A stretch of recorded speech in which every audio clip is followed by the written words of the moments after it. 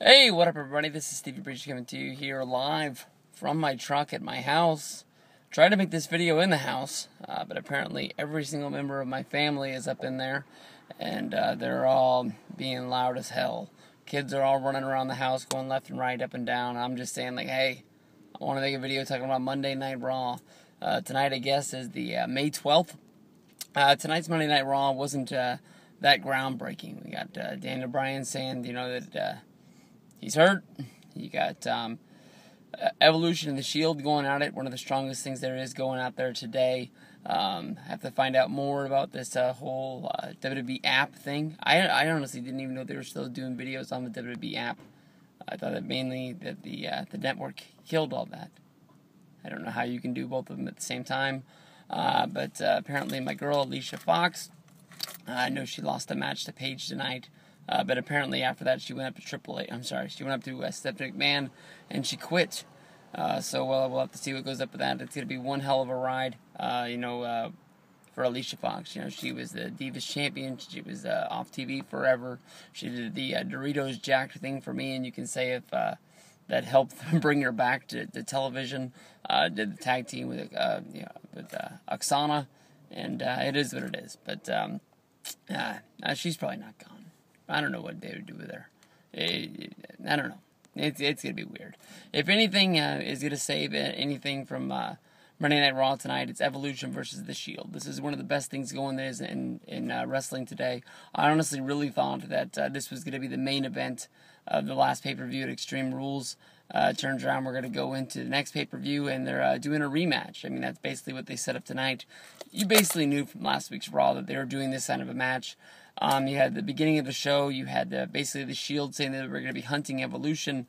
They wanted a piece of him, they wanted a match, and they were going to make it happen.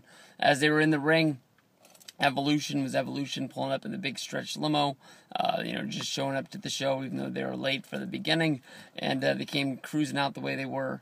Dean Ambrose decided this was the perfect time to attack Evolution right into the back for a big brawl.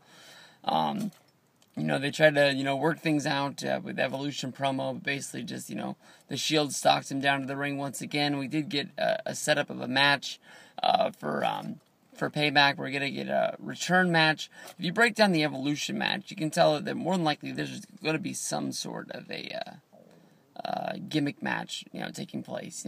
Triple H said, words like cell. I don't know if you're going to do in Hell in the Cell for this match, but it'd be pretty badass if they did.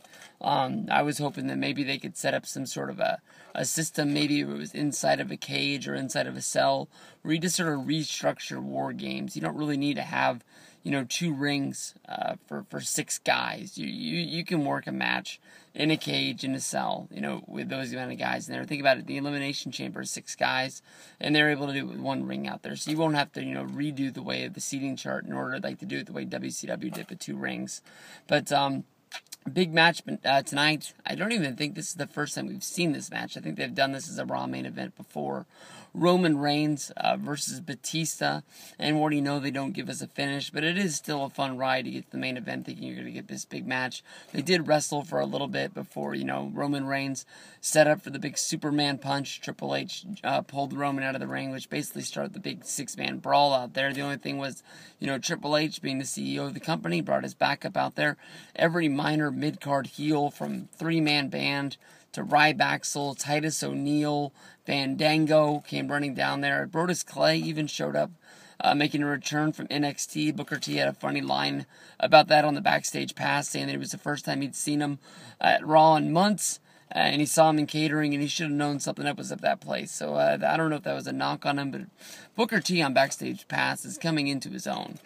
He knows the camera's on him when he talks, and he just sets things up. When he's really into it, he does that thing with his eyes, where his eyes just pop out of his head, and it is just awesome. But basically, even though it was probably 11 on 3 inside the ring, the Shield was able to grab some steel chairs. They were able to fight off all the heels. They were able to fight off Evolution, and they look strong against Evolution for the 2nd straight week. This is what this all is about. I don't want to be that guy. I hate being that guy.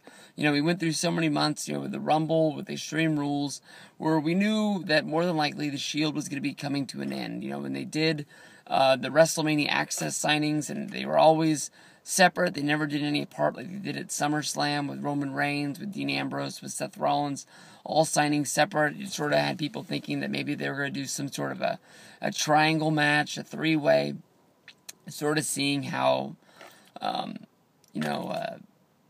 they didn't have a match until the last minute when they booked the Outlaws and Kane match with basically the Shield turning on Kane.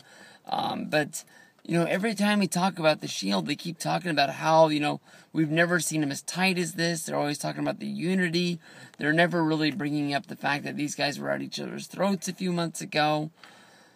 There has to be a time these guys turn on each other. And you can't tell, I don't know if maybe it's, Ambrose is going to feel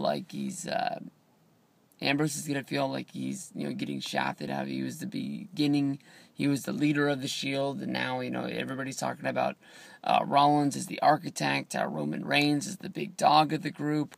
It's kind of like how somebody broke them down a few months ago and was saying, like, who is the leader of the Shield?